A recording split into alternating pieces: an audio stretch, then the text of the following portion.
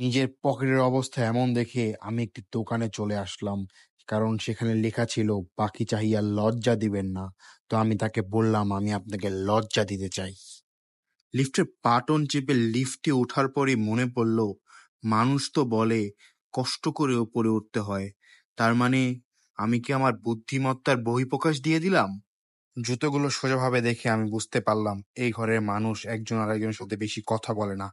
তাই তাদের মাঝখানে ঝগড়া লাগাই দেওয়ার জন্য জুতোগুলো উল্টা করে দিলাম, যেন তারা বেশি বেশি করে কথা বলতে পারে। এই পুরুষটির সাথে এরকম অহিংসা করার কারণে আমার মনটা খুব খারাপ হয়ে গেল। আমি তাকে কানে কানে বুদ্ধি দিলাম, "তুমি তাড়াতাড়ি করে বেলতলায় চলে যাও।" তা শুনে সে খুব খুশি হয়ে গেল। চায়ের দোকানে চা গরম দেখে আমি চায়ের একটি অর্ডার করে দৌড় দিয়ে পালিয়ে গেলাম একটি ফুচকার দোকানে।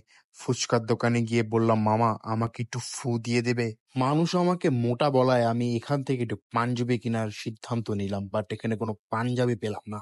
এই মানুষ দুইটি একটু কালো বলে তাদের গায়ে সাদা লাইট নিক্ষেপ করা হচ্ছে।